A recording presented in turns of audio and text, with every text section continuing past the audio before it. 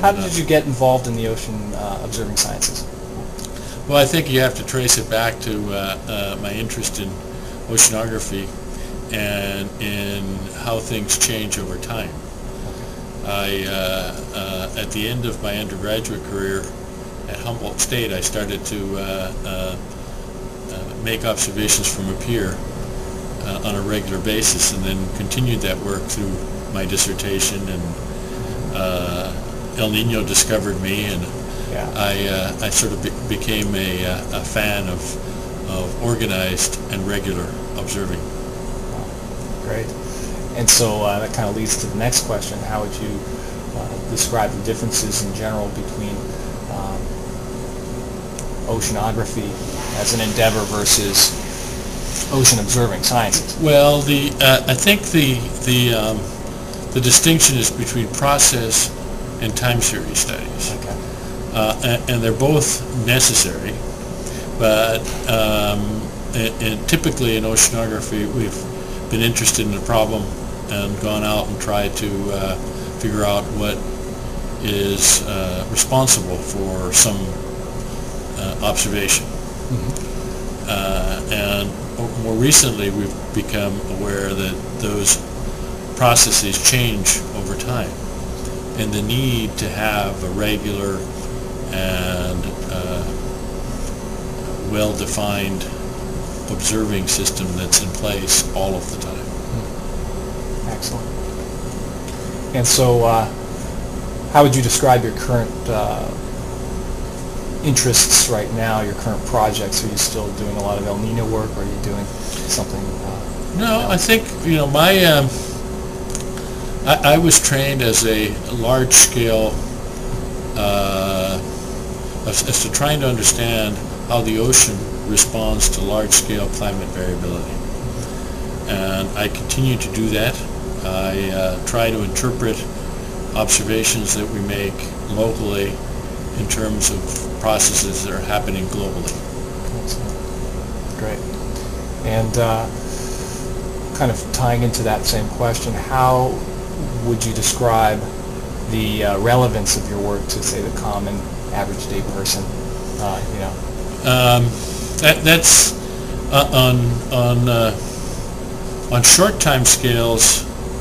It helps them understand why the price of fish may vary from year to year. On longer time scales, I think it's relevant to general human survival. If we don't take care of our environment, eventually humans will be in trouble. Yeah, that definitely has some implications for the future, that's for sure. What would you consider the primary forms of satisfaction that you get from your career? Well, I'm a scientist, and I'm the primary satisfaction I get is by taking a lot of different information and having it's like a jigsaw puzzle, but we only have half of the pieces, and putting those pieces together so that we can actually step back and see the picture. That's where I have most of my fun. Oh, that sounds great. On the flip side of that question, what would be some areas of frustration, as most people have some form?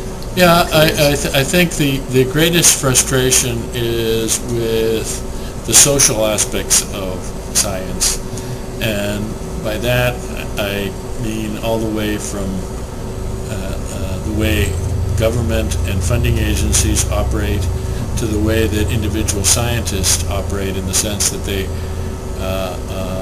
don't necessarily want to work as a team, but are individual in their thinking, which is okay. But at some point in time, all of those pieces, just like the jigsaw, have to be put together for us to make progress. And I think we can make a lot more progress than we're doing now if each of those pieces gave up a little bit, got organized. Yeah.